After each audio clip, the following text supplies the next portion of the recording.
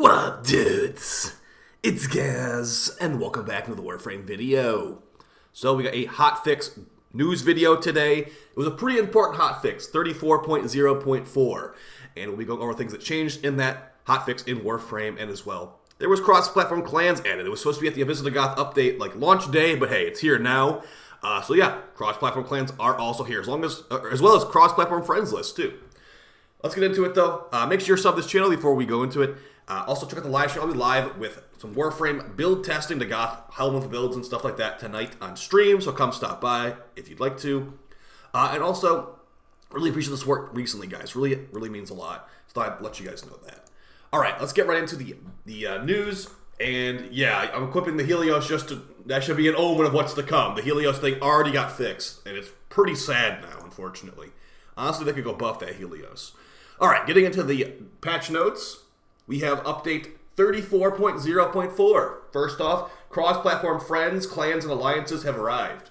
We've got a full dev post here we'll go over, but basically, yeah, you can add people across platforms now. You can join clans cross-platform. There is no cross-platform trading, so I can't like trade you a Riven or whatever if you're on Switch, or you can't trade me a Riven if you're on PS4. That is not here, and we don't even know if that's actually going to ever get released. So I'm hoping it still does get released. But yeah, that is currently active, so that's awesome. Reminder, my clan is open MR30+, or if you're a subscriber on the Twitch channel, you get priority invites. Okay, to ensure there are no issues with cross-platform friends, we highly encourage you wait until after you have to download this hotfix to add new friends. Okay, I wasn't able to cover this yesterday when it came out, so that must have been funny yesterday. There must have been an issue. Alright, some more changes. We have temporarily removed Riven challenges with reset conditions from Riven generation, as we continue to investigate the issue of them continuously resetting even after completion. Any existing unveiled Riven challenges, these challenges have been replaced with their non-conditional versions. For example, kill X enemies without being detected is now kill X enemies. The following two challenges in particular have had their own unique issues and have been replaced with get X headshots. Get X headshots in a single aim glide and get X kills in a row without hitting the floor while wall latching both got changed. Okay, so there's some back-end Riven challenge stuff they're having to mess with, so those challenges have been changed for now. Aerial Bond can now be triggered by kills done by AoE weapons. Let's go ahead and see what Aerial Bond is. I don't think I've used that one really yet. But there are a bunch if you haven't played in like a couple weeks or whatever, there are these new Bond mods that you can get from the conservation vendors on the open worlds. And let's see what Aerial Bond even does. Airborne kills decrease companion recovery time by 3 seconds and 9 seconds for headshots. The companion will create a field of cold that increases up to 35% and 10-meter radius while Warframe is airborne, lasting for 3 seconds after returning to the ground. Okay, so airborne kills with AoE guns will actually work now. Apparently it wasn't working before. So that could be kind of nice for just like running through a mission, I suppose. Your companion's going to still die somehow. So yeah, that got buffed, I guess. It just wasn't working with AoE. You can call it more of a bug fix, honestly. The 25-second cooldown of Dagath's Grave Spirit will no longer trigger if it is deactivated by anything other than a lethal hit. Okay, so you just deactivate her 3, which is nice because for some of my new builds for Dagath, I want to be doing some snapshotting of power strength buffs. So if I can like use my 3 and then like once I get like Molt Augmented or whatever, or like Matarai, then I cast my 3 again to get more crit damage, that's kind of good because before it would just put it on cooldown no matter what. So that's a great change right there. Good quality of life for Dagath. Added a warning message if you attempt to buy the Today's Special MOA, but you don't own any weapons they could use. Okay. And a video preview to the Plunder ability for Hydra Ring. Some audio changes and fixes. Okay, so here's the stuff right here. So Steel Path Endurance Fissures have been re-enabled. If you didn't realize this, because maybe you don't watch every single video I put out, Steel Path Endless Fissures, like Survival, Defense, Disruption, etc., those were disabled for like the last like 4 or 5 days. Like all weekend they were not available. And now they have been re-enabled as they have fixed the in-mission resource booster Endless Steel Path Void Fissure missions, exceeding the max intended 2x when playing as Operator or Drifter. As announced in hotfix 34.0.3, they had disabled the Steel Path Fissures as we worked on the fix. Now that it's live, we have re-enabled them to appear in the world state. There is a related known issue, though. The UI pop-up for Steel Essence may at times show the incorrect amount. That's not cool. Hopefully they can fix that quickly, because that thing would bother me. But yeah, Steel Path Fissures are back, which is good because that's one of my main Traces farms, and I haven't had that many Traces for Grendel Prime, and I've actually needed a lot of Traces for Hydroid Relics, so I have like 100 Hydroid Relics.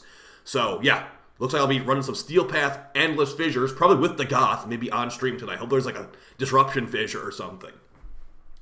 Fixed the stock spawning being inaccessible in the area Veiled Factory for Narmer missions, okay. Fixed the death animations of enemies killed by Dagath Word Scythe being extremely slow. This is why this is actually one of the reasons I didn't want to play her for Void Cascade ever again. Her Word Scythes make the Thrax turn to a ghost really slow, like slower than any Cold Proc or Gloom, so it was really weird, and I just wanted to never play Dagath for Void Cascade again after how slow she made those Thrax. So hopefully that changed that, but I highly doubt it. Now here's one of the things that you can kind of view as a nerf right here. At least I'm pretty annoyed by it.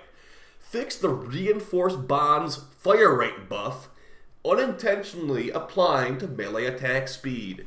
So if you watched my previous video on the Panzer Volpaphyla, I used the Reinforced Bond mod in that video to get increased attack speed for the Anku and Karnan. It's this mod right here. If your companion's overshield, whether your companion's shields exceed 1200, or it's overshield, then you can your fire rate is increased on for 60%. Reloading will restore 150 overshields to your companion. This was applying the 60% bonus to attack speed. I thought it was intended. It's not intended. It's removed. It no longer provides attack speed to melees. It's sad now. But I'll still might use it because I think a lot of people didn't notice this about my Hydroid video the other day. If you guys didn't know this, the Reinforced Bond mod overshield aspect does proc from auto reload things. So right now I've got the Lock and Load auto reload mod on my Shotgun Bore and Karnan.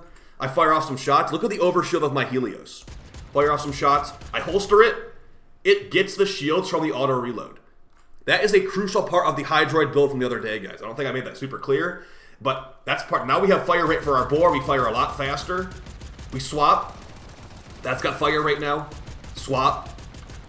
That. Okay. The problem is the compressor has terrible reload, but yeah, Synth Charge can kind of fix that a little bit. But yeah, no more fire rate for melees. Kind of sad. But that's what they said is not intended, even though it was very nice with auto melee for, like, you know, Anku and Karnan. Gunson Prime actually is pretty good for light attacks. I'll be making a light attack melee video in the future. But yeah, let's just go ahead and say that Reinforced Bond lost that aspect. Don't worry, too. A couple lines away as the Helios change as well. So yeah. Would you call that a nerf? I'd call that more of a bug fix, but they should definitely revert this back. I think they should revert this back. 60% attack speed was nice. It's not going to be active all the time. Not like every companion in the game has this many shields. And, you know, you have to also technically reload to get to that shield amount on a lot of companions, too. So, hey, DE, please change this back. It was very nice. You know, crit damage and attack speed might have been a little bit scary. But, hey, is fire rate and attack speed, or fire rate and crit damage that different? I don't think so.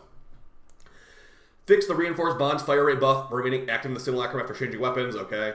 Okay, here's the one that Helios players are crying like the, you know. Fix the regen mod, drastically increasing the fire rate of the Helios Deconstructor.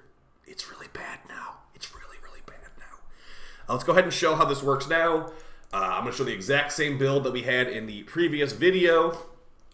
I think it's the exact same build. We got Fired Up, Contagious Bond, Vicious Bond, Duplex Bond for the memes. Prime Regen, the maximum DPS increasing mod. Actually, not anymore. And then as far as our Deconstructor Prime, we're going to summon in some level 195 Butchers. And we're going for pretty big DPS. We got Smite Corrupted even, too. So, if you remember in the previous video, this was killing these Butchers in about 2 or 3 shots.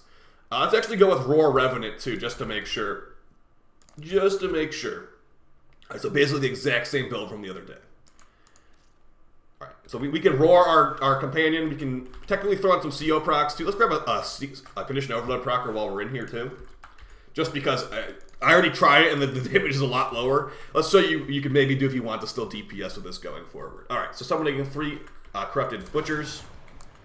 Okay, so with no CO procs. Ooh, gosh. That's the new damage. Reminder, it was like a 3-shot on this guy before. Now it has to like reload multiple times before it can even kill it. You could do it, little buddy. So yeah, this thing is definitely no longer doing what it was before. Roar and CO proc, see if that actually helps. I think I just stopped attacking now too. If it's still attacking, I can't notice it because it's doing like 0 damage now. So yikes. Yikes indeed.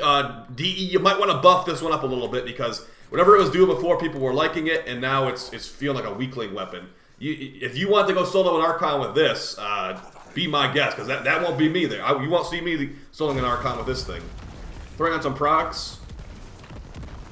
So with some procs, it does a lot more damage, thankfully.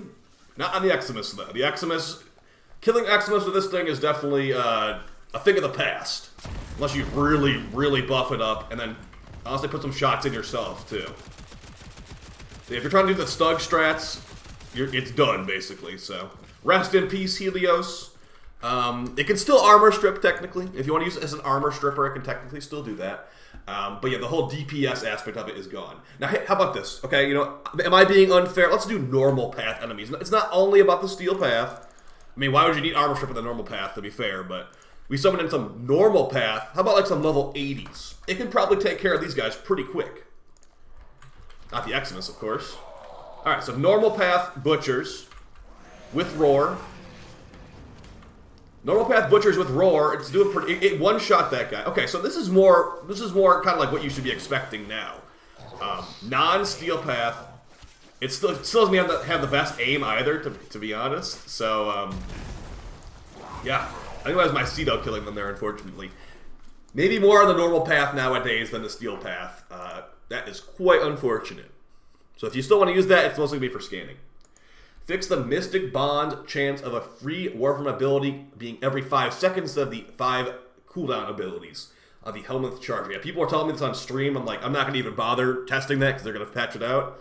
But basically, Mystic Bond, the free ability casting, was just triggering every 5 seconds when you're using the Infested Hound, or rather the Infested Charger. So, oh well, you know, hopefully the Infested Charger still has some. I have not tested it really yet. I'm hoping the Infested Charger has some viability, something. Fix the Clone Sentinel's Duplex Bond, shooting at targets that are out of their sight. Fix the Duplex Bond triggering when launching Arcwing missions, okay. Fix Hydra's Tentacle Swarm crack and despawning early. Okay, so that looks like it's basically all this important stuff here. So, the big things that changed here, guys, we're going to go over the cross-platform clans as well, is that Tenacious Bond, or rather, Reinforced Bond no longer applies to melee, and Helios got put into the ground, basically. Okay, moving on to cross-platform clans, just going over how this works. Provided that cross-platform play is enabled, you can now add friends across other platforms. They're either going to appear as a Warframe friend or a platform friend from the console friends list or the in-game friends list for Warframe friends.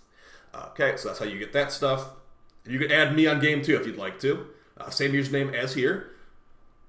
You can add cross-platform friends in a number of ways.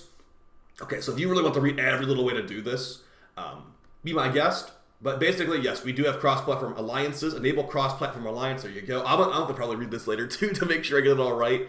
But yeah, I think our clan currently has, like, 1 spot open, but I can expand the barracks after more people join, so no big deal there. And we just actually did some changes to the dojo, too. So that's very nice. In the end, I'm going to have to make some big changes to the dojo, but that might be a little bit later down the road. Right now, it's working real well. All right, so that is basically it for your news video, guys. Let me know how you feel about this in the comments down below. I do think that Helios needs some buffs now. Maybe it's because we got spoiled. Like, Helios was never supposed to be doing that much damage, but yeah, solo Archon hunt as Helios. You know, Helios insta-killing Steel Path level 195, Steel Path, Helios killing Eximus on the Steel Path. Like, that is not really going to be a thing anymore. Unfortunately, so and maybe buff it up some more with like Momentous Bond and like Mystic Bond, whatever that you got. It could still kill some Steel Path Eximus, but right now it is going to be like slug work for sure. So I'm gonna just go back to my other companions I was using. New video coming out soon on Dagath Helminth abilities. I've got so many videos planned, guys, just to make sure that I actually wake up on time this time. We got at least 3 or 4 more videos this week. Probably gonna be like 10 videos this week, and also dev stream bingo and the dev streams on Friday. Oh yeah, one more thing at the end of the video. Steve became the CEO of DE. So remember Steve, the guy who made all this stuff to start off with? Or one of the founders of Warframe? Yeah, he's the CEO of DE now, so that's cool. He's actually one of my favorite DE devs, so I think that's really awesome. So thought I'd mention that here at the end. Appreciate all the support, guys. I'll see you on stream very soon, and then take it easy. Peace.